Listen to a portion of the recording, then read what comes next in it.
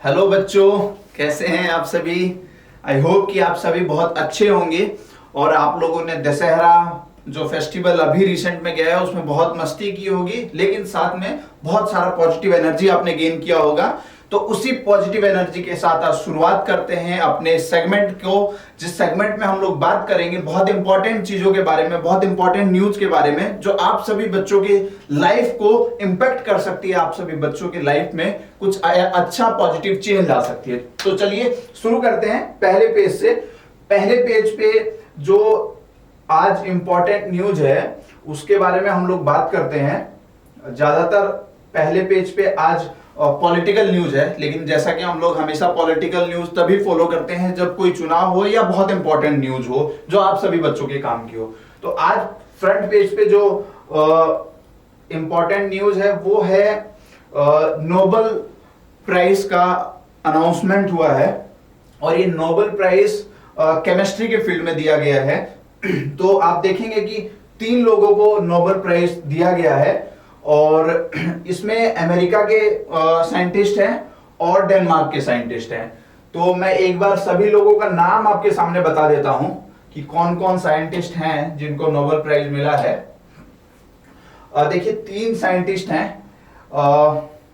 एक तो है कैरोलिन आर बर्टजी और ला जोला, और डेनमार्क के जो हैं वो है मार्टिन मेल्डल। तो ये 3 साइंटिस्ट हैं। इन तीनों लोगों को जो नोबेल मिला है वो मिला है केमिस्ट्री के फील्ड में, और केमिस्ट्री के फील्ड में बेसिकली इनको जो नोबेल मिला है वो इस चीज के लिए मिला है कि आप अपने डीएनए को कैसे और इंप्रूव कर सकते हैं। आप जो रिसर्च होती है उसको ह्यूमन जो आप देखते हैं कि कैसे इम्यूनिटी सिस्टम को और इंप्रूव किया जाता है, उस फील्ड में इन लोगों ने रिसर्च किया है और इसके लिए नोबेल दिया गया है। नोबेल बेसिकली जो मिलता है वो किस चीज के लिए मिलता है? नोबेल मिलता है आप अगर कुछ एक्स्ट्रा ऑर्डिनरी काम करते हैं, विश्व में कोई भी एक्स्ट्रा ऑर्डिनरी काम करते हैं तो उसी के लिए नोबेल मिलता है। ये 3 नाम जो हैं वो यहाँ पे लिखे हुए हैं, मेंशन किए हुए हैं, तो इनको आप नॉर्मली सर्च करके इनको आप नोट डाउन भी कर सकते हैं। नोट डाउन आप इनको करिए, क्योंकि बेसिकली नोबेल प्राइज जो मिलता है हर साल वो आप अलग अलग एग्जाम्स में उससे रिलेटेड क्वेश्चंस पूछे जाते हैं। तो इसको आप याद करें, अच्छे से समझें और हम लोग अब आगे देखते हैं। ये पेज है जो स्टेट का पेज होता है, स्टेट का पेज है, लेकिन इसमें कुछ खास नहीं है। हाँ, एक चीज है जिसके ऊपर मैं आप लोगों का ध्यान दिलाना चाहूंगा। जैसा कि आप सभी जानते हैं कि दिल्ली एनसीआर हर साल प्रदूषण से बहुत ज्यादा परेशान रहता है, और इसका मेन रीजन क्या होता है? इसका मेन रीजन होता है पराली जलाने की वजह से। हरियाणा और पंजाब में जब पराली जलाया जाता है उसकी वजह से जो धुआं आता है वो दिल्ली एनसीआर में बहुत ज्यादा नुकसानदायक होता है और वो बहुत परेशान करता है पूरी दिल्ली एनसीआर को। तो अब जैसे ही वहां पे पराली जलाना स्टार्ट हुआ है, दिल्ली एनसीआर की हवा खराब होने लग गई है, तो वो एक बहुत बड़ा ये नेशनल इशू है। तो उसी के ऊपर ये खबर है। अब बेसिकली इस पे अलग अलग सरकारें बहुत स्टेप्स उठा रही है कि कैसे पराली जलाने वाले स्टेप को हटाया जाए।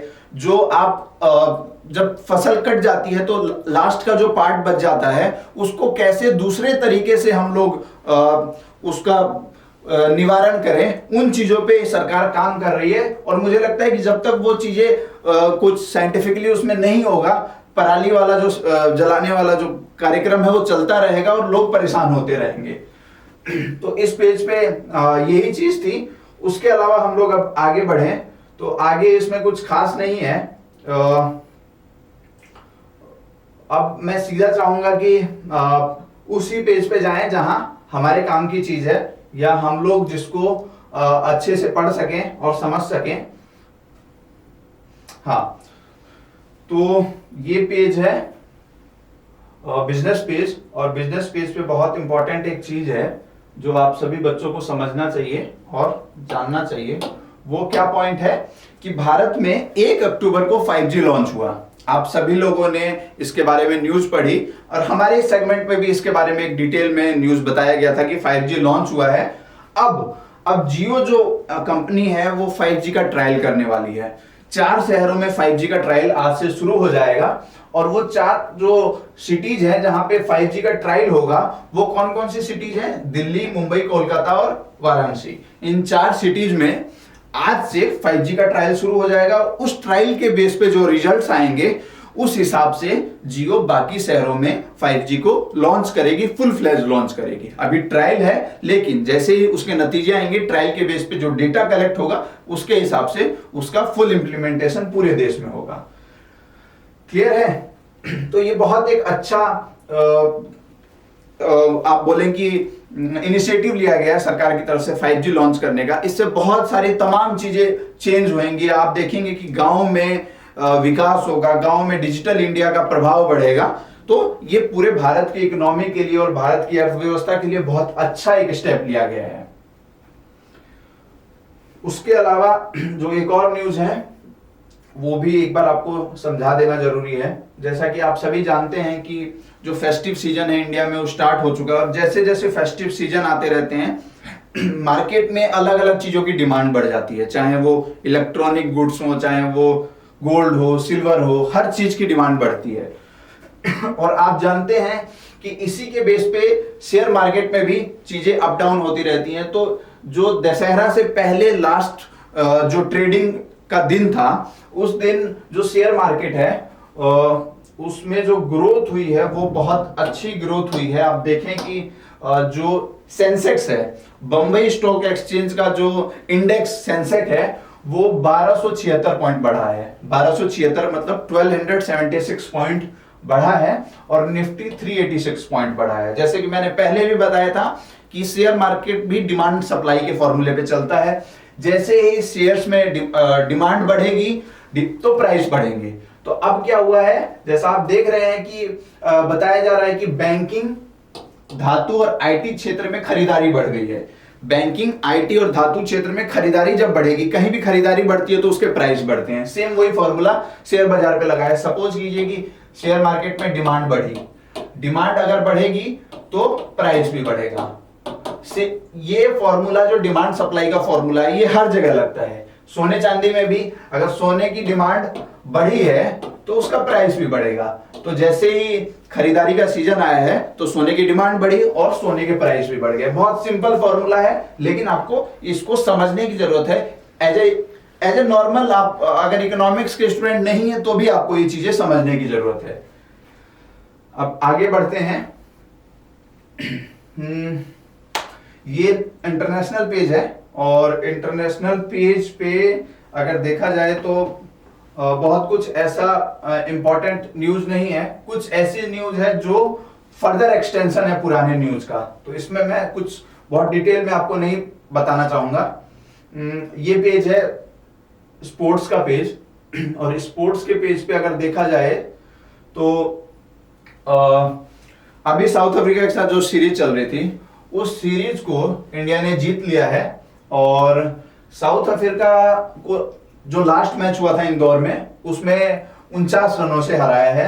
अब आज से उसका ओडीआई सीरीज स्टार्ट हो जाएगी साउथ अफ्रीका के साथ। ओडीआई सीरीज मतलब वनडे सीरीज स्टार्ट हो रही है, तो आप उसके ऊपर भी नजर रख सकते हैं कि वो सीरीज कैसी बीत रही है, भारत उसमें कितना अच्छा परफॉर्म कर रहा है।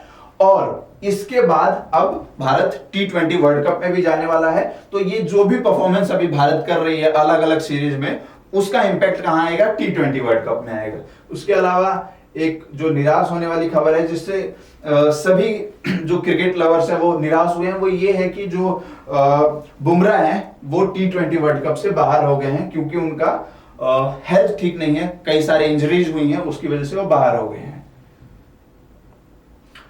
इसके अलावा ये जो पेज है वो आध्यात्म का पेज है, आध्यात्म का पेज है, और कुछ और भी नेशनल न्यूज हैं, लेकिन बहुत कुछ नहीं है जो आप सभी को बताया जाए। ये बॉलीवुड का पेज है, लेकिन इसमें भी कुछ खास नहीं है। तो ये आज के सेगमेंट में हम लोगों ने देखा कि 3 से 4 न्यूज हमें मिली जो आप सभी बच्चों के काम की थी, लेकिन वो सारी न्यूज बहुत काम की है, क्योंकि उन सभी का लॉन्ग टर्म का इंपैक्ट है। आप अगर देखें सबसे पहले जो हम लोगों ने नोबेल प्राइज की बात की, उसके बाद हम लोगों ने 5G की बात की, उसके बाद T20 की बात की हम लोगों ने, ये सारे न्यूज वो है जिनको अगर आप समझेंगे अच्छे से तो इसका लॉन्ग टर्म इम्पैक्ट आपको मिलेगा और आपके जो नॉलेज है उसमें एनहेंसमेंट आएगा, उसमें इंप्रूवमेंट आएगा। तो आप लोगों ने इसको अच्छे से समझा और बड़े ध्यान से आप लोगों ने इस पूरे न्यूज सेगमेंट को पढ़ा, उसके लिए बहुत बहुत थैंक यू। हमारे साथ जुड़े रहिए, धन्यवाद।